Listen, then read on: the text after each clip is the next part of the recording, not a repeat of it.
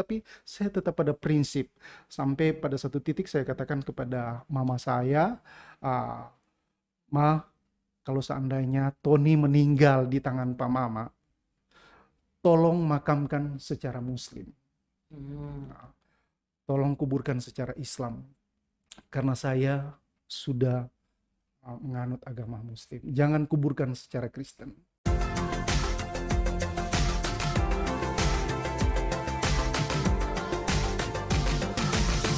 Pondok Cerita. Shalom sahabat cerita, senang sekali saya Gary Geraldo boleh kembali hadir di hadapan Anda. Dan tentunya Gary akan menemani sahabat cerita semua dalam program acara Pondok Cerita. Dalam program acara ini kita akan membahas mengenai kisah hidup, cerita inspiratif yang tentunya dapat memotivasi dan memberkati sahabat cerita dimanapun Anda berada. Dan pada saat ini di edisi pertama kita akan menghadirkan satu narasumber yang spesial tentunya.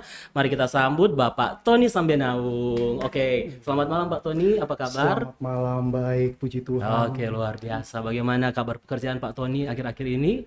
Puji Tuhan semua berjalan dengan baik, walaupun ada sedikit kendala, tetapi penyertaan Tuhan itu luar biasa dong. Biasa, oke. Pelayanan masih lancar, Pak? Puji Tuhan berjalan baik semua. Oke. Nah, Pak Ton, Gary sudah mengenal Pak Tony sebagai seorang pelayan Tuhan. Tapi yang Gary ingin tahu, siapa sebenarnya Pak Tony itu? Latar belakang keluarga mungkin yang belum kita tahu. Ya, puji Tuhan, saya mau memperkenalkan diri saya. Nama saya Tony Sambenaung. Asal saya asli dari Kota Bitung, karena saya lahir di Kota Bitung. Mama papa saya juga, walaupun papa saya Sanger, mama saya Siau, tetapi mereka sudah lama berdomisili di Kota Bitung dan akhirnya mereka boleh berjumpa dan akhirnya boleh menikah dan terbentuklah keluarga Sambenaung Arginggang. Nah, Tadi Pak Tony sudah menjelaskan bahwa Pak Tony berarti lahir di Bitung, besar di benar, Bitung, berarti memang orang asli Bitung ya. benar sekali. Oke, nah Pak Ton, Gary mendengar bahwa Pak Tony sebelum menjadi Kristen, ternyata Pak Tony itu adalah seorang yang beragama Muslim ya Pak Ton. Oke, Iya, nah apa yang melatar belakangi sehingga akhirnya Pak Tony itu memutuskan untuk menjadi pengikut Kristus? ya, ceritanya begini. Karena saya mengenal agama Muslim itu sejak usia 11 tahun dan sejak pernikahan orang tua saya, papa saya itu, saya ikut disunat. Nah, karena saya sudah berada di agama itu, saya karena mungkin tipikal orang yang suka ingin cari tahu, ingin mengenal Tuhan, ingin menjadi orang yang beragama, yang mau sungguh-sungguh. Jadi walaupun papa tidak aktif, tidak sholat, tidak sembahyang, saya rajin waktu itu. Sampai saya minta mau ikut pengajian. Dan karena seringkali berpindah-pindah tempat, saya tidak sampai pindah pengajian itu, saya hanya sampai di alam tarakai papa. Jadi sudah tidak sempat lanjut lagi, saya hanya suka-suka baca buku-buku Muslim. Ya, jadi itulah yang membuat saya semakin mendekat dengan agama Muslim, dan seringkali saya rindu tanya-tanya imam bagaimana tentang keselamatan, bagaimana tentang trompet perbuatan di dunia ini, dan banyak hal yang mereka berikan kepada saya dan mereka mau agar supaya saya banyak mempelajari buku-buku Muslim dan saya belajar itu, dan betul-betul saya bertumbuh di ajaran Muslim. Saya menjadi orang, boleh dibilanglah orang yang sangat saleh. Itulah yang Nah, apa yang menjadi satu kejadian atau yang menjadi titik balik sehingga Pak Tony akhirnya memutuskan untuk kembali ke agama Kristen? Ada satu kejadian mungkin atau satu peristiwa yang mungkin Bapak bisa share pada malam hari ini sehingga kami bisa tahu bagaimana proses Bapak untuk kembali ke agama sebelumnya, yaitu Nasrani. yang membuat saya itu kembali ke agama Kristen itu bukan tidak ada unsur paksaan dari teman atau walaupun mama, adik-adik, keluarga, bahkan teman-teman Kristen memaksa saya tetap pada prinsip tidak, saya tidak akan kembali ke Kristen. Saya sudah pada keyakinan yang kokoh. Ah, waktu itu karena mama saya seringkali ibadah di gereja, dia memohon dukungan doa dari jemaat buat buat saya. Dia sudah sempat bersaksi di gereja bahwa saya bersyukur anak saya sudah kembali, tetapi yang menjadi beban saya bahwa anak saya masih, dia sudah berpindah agama dan tetap dia pada prinsipnya dia tidak mau kembali ke agama Kristen. Jadi dia sangat mengharapkan dukungan doa dari jemaat agar supaya saya bisa kembali. Nah, banyak hal yang hamba-hamba Tuhan datang, teman-teman Kristen menyampaikan firman Tuhan, tetapi hal itu sulit untuk masuk di hati saya apa yang mereka sampaikan karena saya sudah sangat kuat dengan keyakinan yang ada. Nah, sampai pada satu titik karena berulang-ulang uh, pendeta dari mama saya itu ajak saya untuk ke pastori, bincang-bincang, dan akhirnya terjadilah perdebatan di pastori, sempat tanya-tanya tentang uh, apa yang membuat kamu sampai keraskan hati untuk kembali ke Kristen. Saya bilang ya, saya sudah sangat yakin bahwa saya sudah berada pada jalan yang benar karena saya seorang mualaf.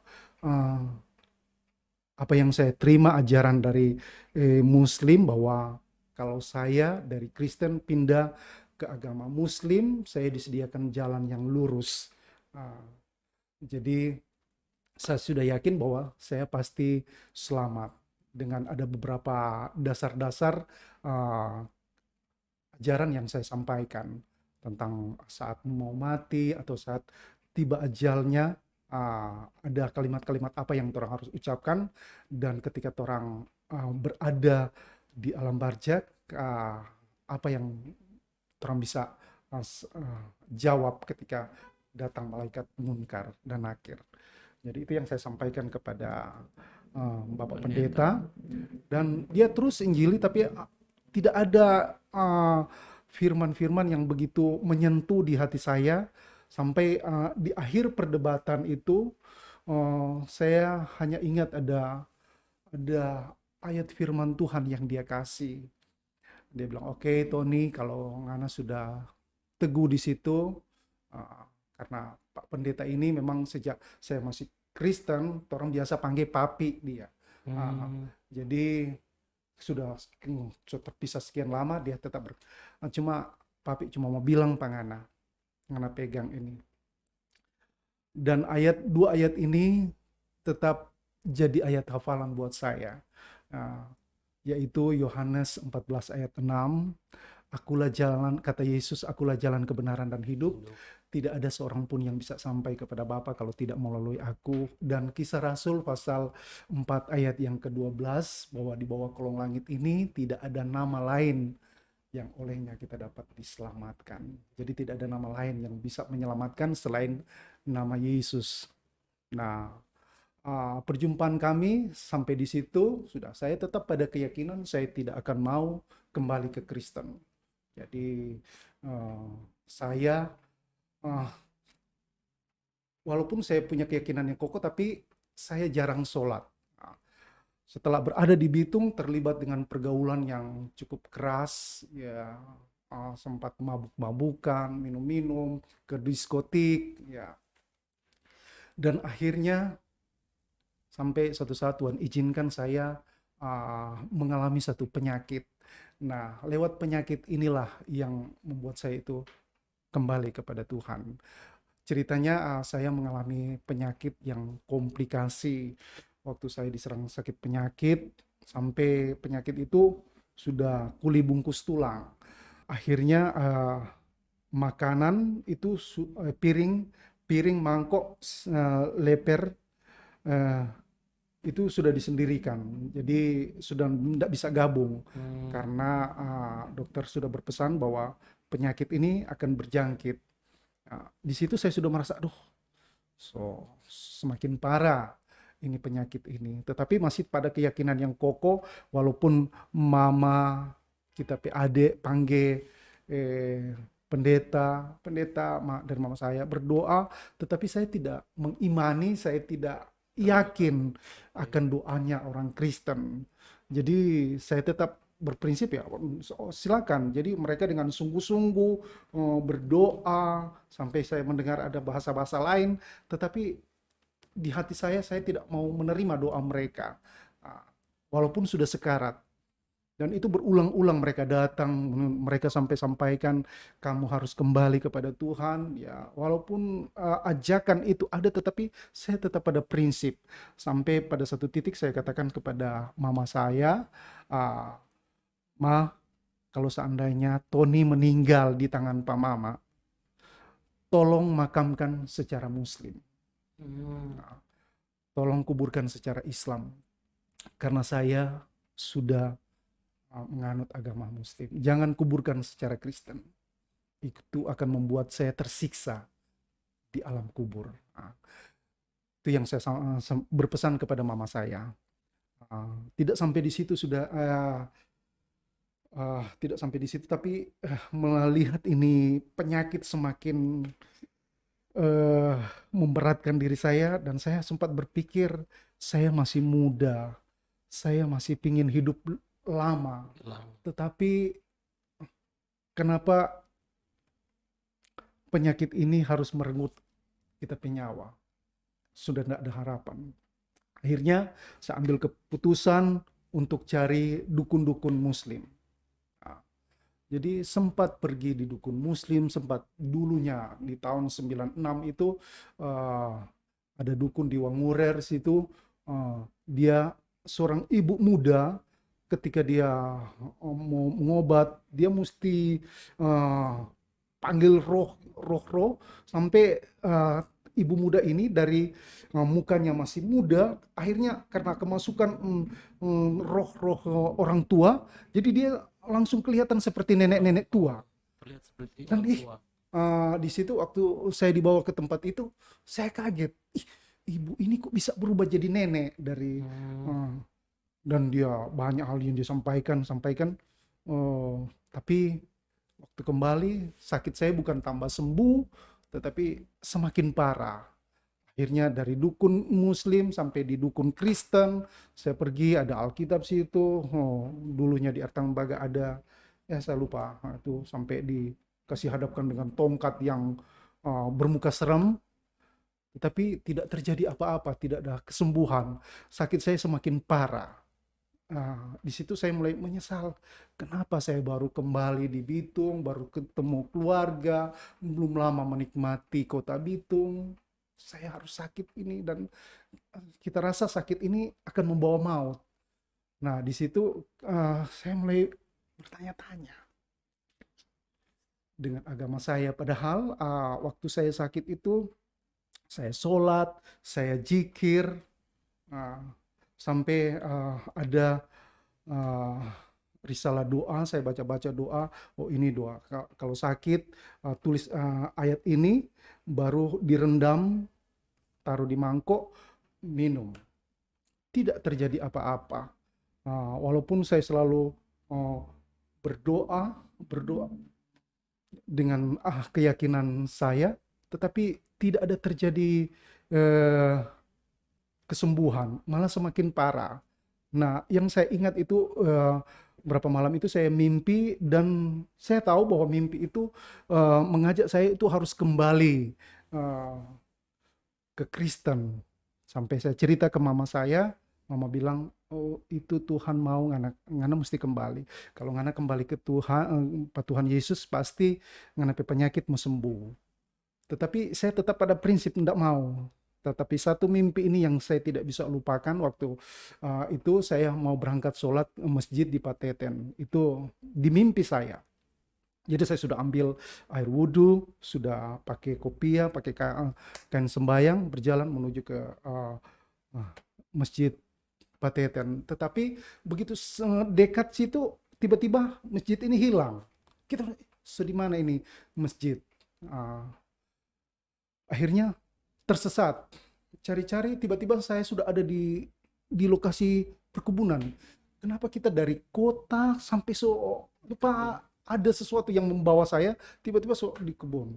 Di kebun itu kita berjalan-jalan, aduh, kita mesti mau cari jalan pulang. Tiba-tiba kita lihat ada ibu turun dari di situ, ada rumah, dia turun cepat-cepat, datang ke kita, itu di mimpi saya. Dia katakan, "Dek, Ngana mau kemana?" "Bu, sorry, kita mau mau pulang, cuma tahu di jalan mesti di mana.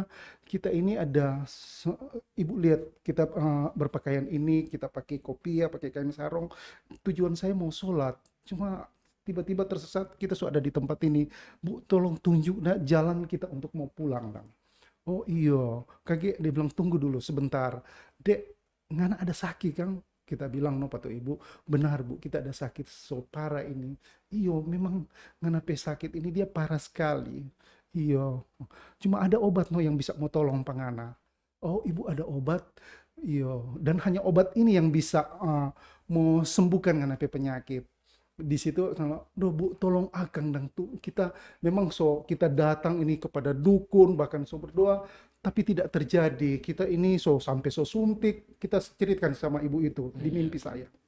Iya, tidak ada obat lain yang bisa mau sembuhkan karena penyakit ini. Hanya ada satu obat yang bisa mau sembuhkan karena penyakit itu. Selain itu tidak ada. "Bu, tolong akan kasih kita obat itu." Itu di mimpi saya yang tidak pernah bisa saya untuk melupakan itu. Karena dari mimpi itulah yang membuat saya untuk kembali. Di situ serta itu ibu bilang, di depan rumah dia piara babi yang ada anak-anak kecil, dan di situ saya cuma waktu sempat ngobrol-ngobrol dengan ibu ini, saya sudah lihat bahwa di depan rumah dia ada seekor babi yang ada anaknya. Dia bilang cuma bertentangan dengan nganapi kepercayaan. Dia bilang begitu. Cuma kita enggak tahu kalau DP bermaksud bahwa itu babi itu. Dia bilang, nganapi penyakit ini mau sembuh kecuali ngana mau minum susu babi. Di situ kita murka, kita langsung merah, kita pemuka langsung nggak senang nih ibu ini. Dia sampaikan hal itu, bilang, "Bu, sorry, biar jo kita penyakit ini biar bawa mati pe kita, tapi mau minum susu babi Bu nyanda." Sorry. Jadi di situ kita langsung, "Bu, kita semua permisi." Dia sampai paksa kita, "Dek, kasihan Ngana masih boleh mau baik, Ngana masih boleh mau sembuh. Cuma itu yang bisa mau tolong Pangana." Sudah aja Bu. Jadi kita tetap keraskan hati. Dan setelah itu saya berpisah dengan ibu itu, tiba-tiba saya sudah tersesat, sudah di kegelapan. Mau keluar dari kintal perkebunan ibu itu, tiba-tiba ada pagar semakin menghimpit. Untuk saya mau keluar dari tempat ibu itu semakin agak susah. Dari jalan lebar tiba-tiba agak sempit, tiba-tiba gelap. Nah, di situ saya terbangun dan saya ceritakan mimpi saya kepada mama saya. Mama saya katakan bahwa itu tidak lain, Tuhan ingin Ngana mesti kembali. Jadi itu mama yang dia tafsirkan tentang mimpi saya. Jadi dia bilang, "Dek," jadi mama saya hanya katakan, "Dek, mama percaya kalau Ngana mau kembali Pak, Tuhan pasti mau sembuhkan Ngana penyakit. Mama imani itu."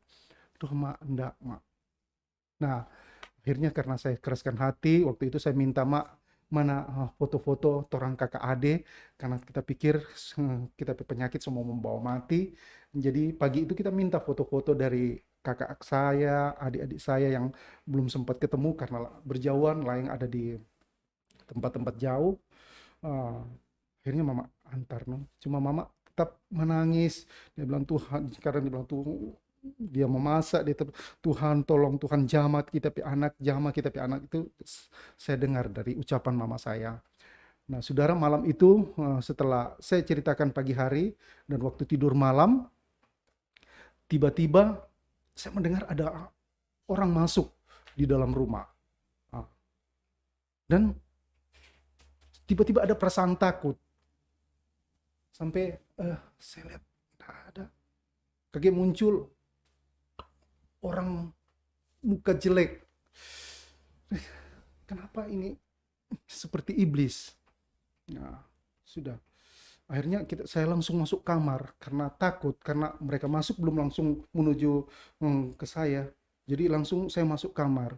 Waktu masuk kamar di saya pa mama, kita langsung bapele kita pe mama di sebelah pak kita dan kita mau dekat pintu.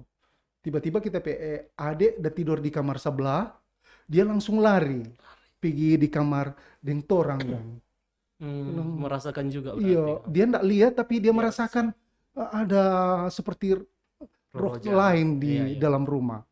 Nah, setelah dia berpindah, duh mak, baru kali ini kita rasa begini, lain ini suasana daripada, tapi kita pe mama dia betul-betul beriman. Sudah tenang, tidur jauh, percaya Tuhan mau lindungi buat orang. Nah di situ akhirnya di kamar situ kita pe adik juga suka takutan, kita lihat nih orang mau paksa mau masuk di Mau kamar.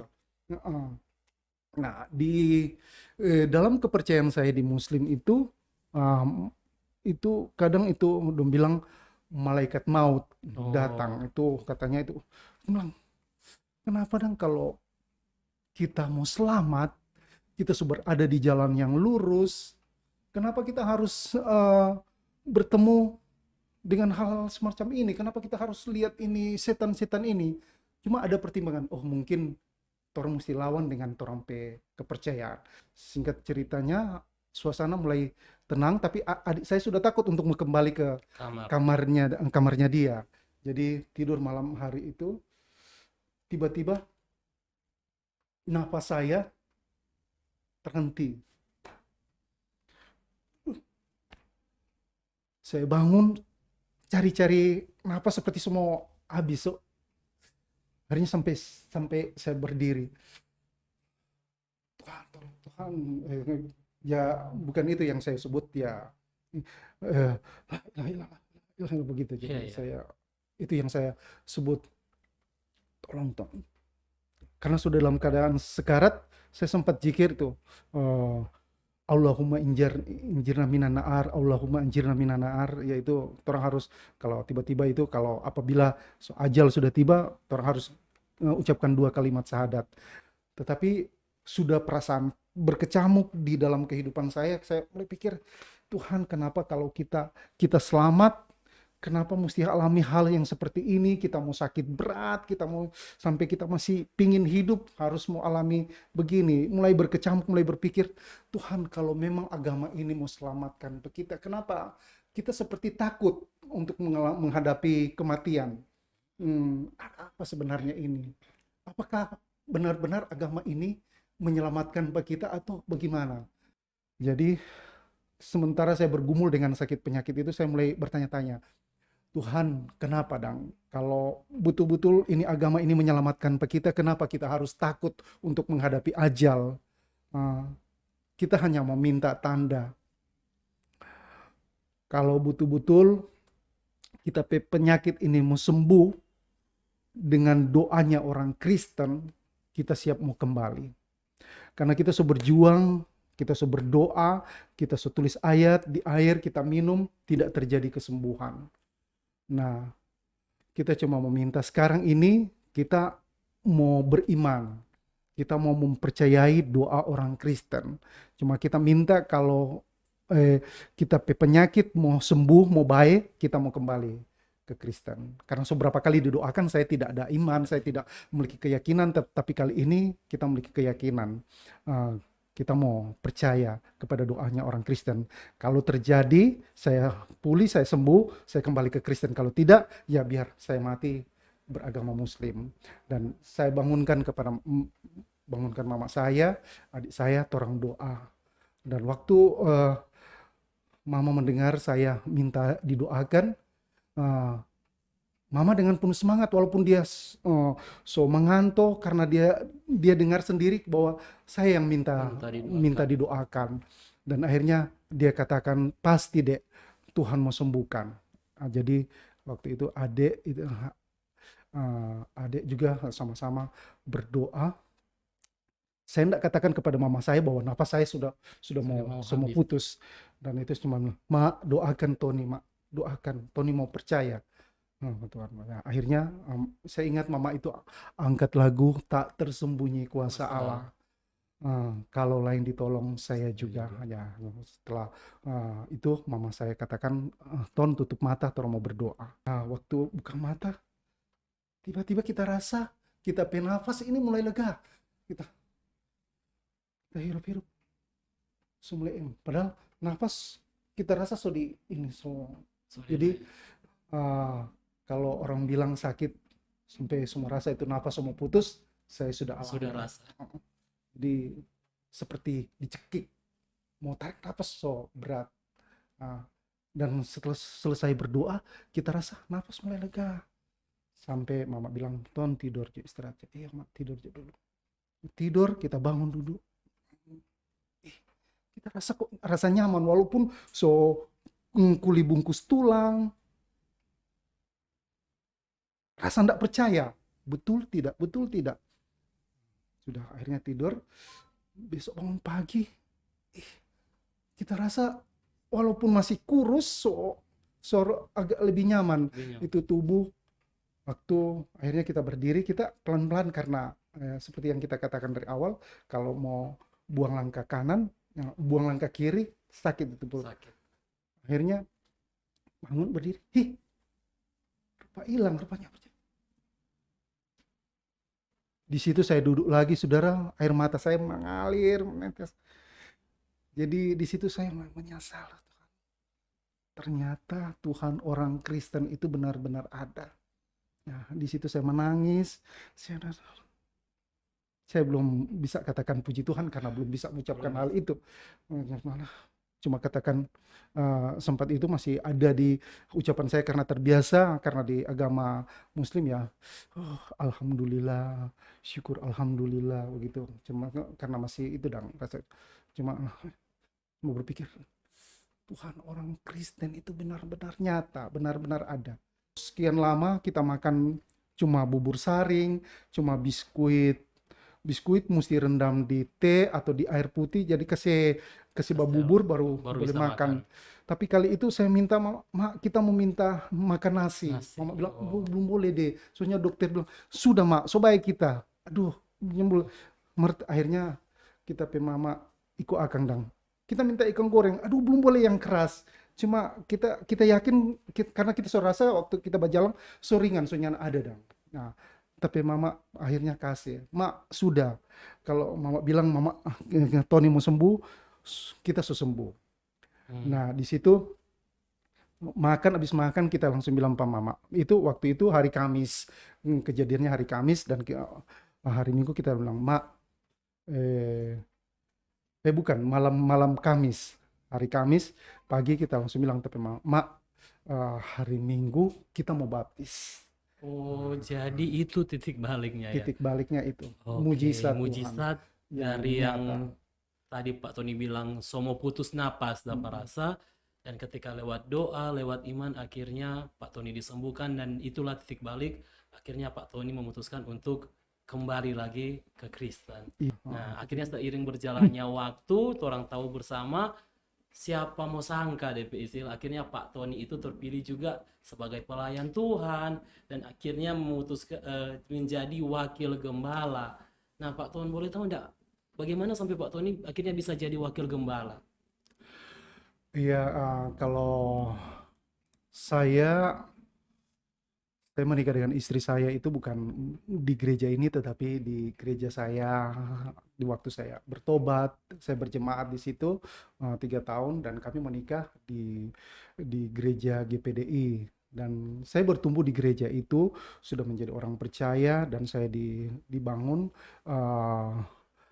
rohani saya di gereja Gereja itu GPDI di Bitung ya, di Pak? Bitung. Berarti ketemu istri di gereja GPDI. Iya, waktu Oh, itu oma opa dari istri saya tinggalnya di Air Tembaga karena mereka pingin masuk gereja dekat, mereka masuk di GPD Air Tembaga. GPDI Tembaga. Jadi saya sudah bertumbuh di situ. Akhirnya istri juga sempat ikut dengan oma untuk masuk gereja situ. Akhirnya ketemu dengan dengan istri saya, dan singkat ceritanya kami tunangan dan menikah di gereja itu. Mhm. Kami diberkati di gereja itu, dan setelah itu saya ikut-ikut istri saya sering di sini.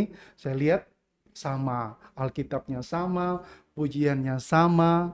Jadi saya pikir tidak ada uh, tidak ada halangan bagi saya. Saya pikir karena keluarga dari istri saya juga, mereka berjemaat di GPIA Manado, jadi saya ikut istri saya aja karena pikir Oke, tidak ada perbedaan, sama.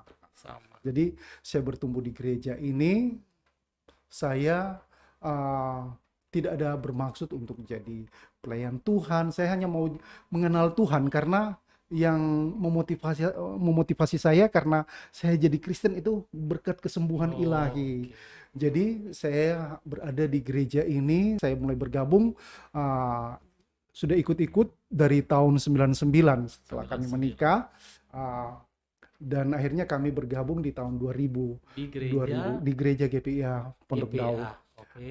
Di situ saya bertumbuh, saya menjadi jemaat yang setia karena masih petobat awal, dan setelah sudah menikah, jadi saya mau semakin dalam dengan Tuhan, Semakin semakin dalam. mengenal Tuhan lebih jauh, dan saya bertumbuh lewat pengembalaan dari Bapak Pak Tony Tony. Lukas Lengko. Nah, yang memanggil Bapak untuk melayani Bapak Tony berarti. Lukas Eh, Lengko. yang memanggil saya untuk melayani di sini awalnya karena gereja membuka SAM sekolah aktif melayani, Mhm. dan istri saya katakan sebaiknya mendaftar, dan waktu itu saya ikut mendaftar. Nah, setelah ikut SAM, dan puji Tuhan s- lulus SAM, ada banyak kegiatan, ada seminar-seminar. Mhm. Pak Tony juga buka untuk umum, jadi nyanda hanya khusus hamba-hamba Tuhan, untuk jemaat yang mau ikut. Jadi saya ikut-ikut itu, dan akhirnya uh, saya punya apa sertifikat Sertifikat SAM SAM. waktu itu, karena memang sempat dekat dengan Pak Tony. Pak Tony cuma katanya kerja apa. Nah, waktu itu saya waktu baru menikah dengan istri saya, itu saya sebagai kuli bangunan, Oh, kulit belum bangunan. jadi bas waktu itu. Jadi cuma Pak Tony sampaikan, kamu harus setia, kamu harus sungguh-sungguh dengan Tuhan. Tuhan pasti akan angkat kamu jadi kepala, bukan ekor. Ekor. Dan pada akhirnya ujung ceritanya akhirnya Pak Tony sampai sekarang dipercayakan untuk menjadi wakil Iya. gembala di gereja GPIA Iya, ya, pastinya. untuk menjadi wakil gembala itu bukan satu proses yang mudah ya. Mhm. Kalau buat saya, menjadi pelayan Tuhan bukan seperti membalikkan telapak tangan. Semua memang kita harus mengikuti proses ya. Dan kadang uh, hamba Tuhan juga bukan eh, sembarang untuk memilih, melihat dari kesetiaan, Oke. ketaatan. Nah, saya bukan berarti pingin melayani dan saya mau tunjukkan ketaatan atau kita kesetiaan. Mhm. Tidak ada maksud itu. Jadi saya hanya mau belajar setia, saya hanya mau Setia, belajar setia. taat. Tidak ada di benak pikiran saya untuk kepingin pelayanan, tidak. Oke. Nah, setelah dari situlah akhirnya saya dicalonkan Penatua waktu itu. Mhm. Penatua, dan akhirnya beralih ke PDP. PDP Calon selama 1 tahun, 1 tahun dan akhirnya itu didoakan. dan akhirnya bisa Dan sampai iya, menjadi sampai wakil gembala. Oke, sungguh perjalanannya yang luar biasa Pak Tony. Dengar cerita dari awal, sempat beralih pindah agama, akhirnya kembali, dan puji Tuhan pada saat ini pakai Tuhan dengan luar biasa menjadi wakil gembala. Nah, Pak Ton, mungkin Pak Tony bisa kasih pesan kepada sahabat cerita sekarang, bagaimana untuk menjadi orang-orang yang tidak goyah, orang-orang yang tetap selalu berpegang kepada iman mereka walaupun apapun yang terjadi. Memberikan pesan. ya, buat teman-teman mungkin yang menyaksikan program ini atau yang ada di luar sana, kalau Anda saat ini mungkin berada pada satu situasi mana iman mulai goyah atau rasa berat lah untuk mau melangkah atau sudah menjadi orang percaya tetapi mungkin sedang mengalami masalah sehingga membuat iman goyah, atau ya mungkin karena doa belum dijawab, ada suatu permohonan yang belum dijawab dan Anda mulai bingung atau mulai berpikir ya apakah kita mau tetap mempercayai Tuhan. Pesan saya, tetaplah setia. Memang dalam menjalani kehidupan di dunia ini, Tuhan tidak menjanjikan semuanya berjalan dengan mulus. Pasti kita akan menghadapi banyak masalah, tantangan kehidupan, tetapi satu hal, kalau kita sudah memutuskan untuk percaya kepada Tuhan Yesus, kita harus sungguh-sungguh beriman, kita harus Amin. sungguh-sungguh berpengharapan kepada Tuhan. Sebab pasti kalau kita berpengharapan kepada Tuhan, kita beriman sungguh kepada Tuhan, badai seberat apapun pasti kita akan lewati. Dan kalau kita tetap teguh di dalam Tuhan, pasti kita akan melihat mujizat dan pertolongan Tuhan. Saya sangat diberkati sekali dengan ayat firman Tuhan di Roma pasal 5 ayat 3 dan seterusnya. Di situ mengatakan tentang orang harus bertekun di dalam penderitaan, karena orang harus tekun, karena ketekunan itu membuat akhirnya orang menjadi tahan uji. Dan ketika orang tahan uji, timbul pengharapan. Nah, ketika orang ada pengharapan di dalam Tuhan Yesus, orang tahu bahwa pengharapan di dalam Tuhan itu tidak mengecewakan. Oke, amin. Ayat firman Tuhan itulah yang sangat memotivasi saya ketika ada dalam proses, ada dalam masalah. Tuhan hanya minta orang harus tetap taat, orang harus tetap setia, orang harus tetap sungguh-sungguh dengan Tuhan sampai orang bisa melihat mujizat Tuhan. Jangan sampai orang lepaskan Tuhan ketika orang pemasalah, orang sudah mampu menghadapi, orang mulai tinggalkan Tuhan. Karena kadang kalau orang goyah, pasti mereka ada yang pindah agama, pindah kepercayaan, tetapi pesan saya tetap percaya Tuhan. Ya, orang harus punya prinsip kepada firman Tuhan.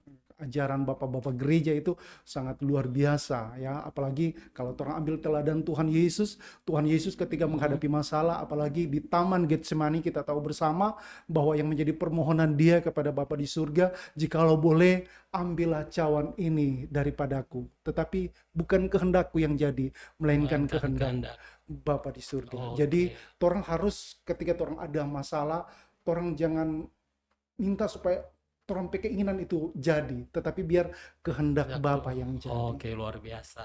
Berarti kesimpulan malam hari ini bahwa orang tetap orang pegang orang iman kita sekuat mungkin, apapun yang terjadi, percayalah kepada Tuhan karena pasti mujizat itu pasti masih ada. Oke. Luar biasa sharing pada malam hari ini, luar biasa Pak Tony sudah hadir dan berbagi cerita dan pastinya memberkati. Terima kasih buat Pak Tony yang sudah meluangkan waktu hadir, dan juga ada Ibu Medi ya di sini ya walaupun tidak kelihatan. Terima kasih juga untuk Ibu Medi yang sudah bersedia mendampingi Pak Tony.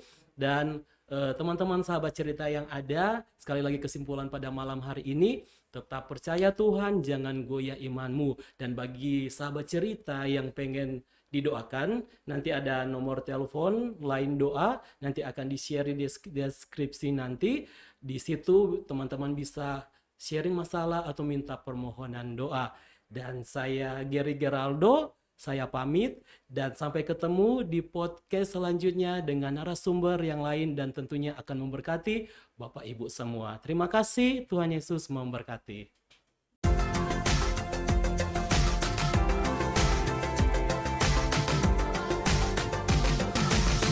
Pondok Cerita.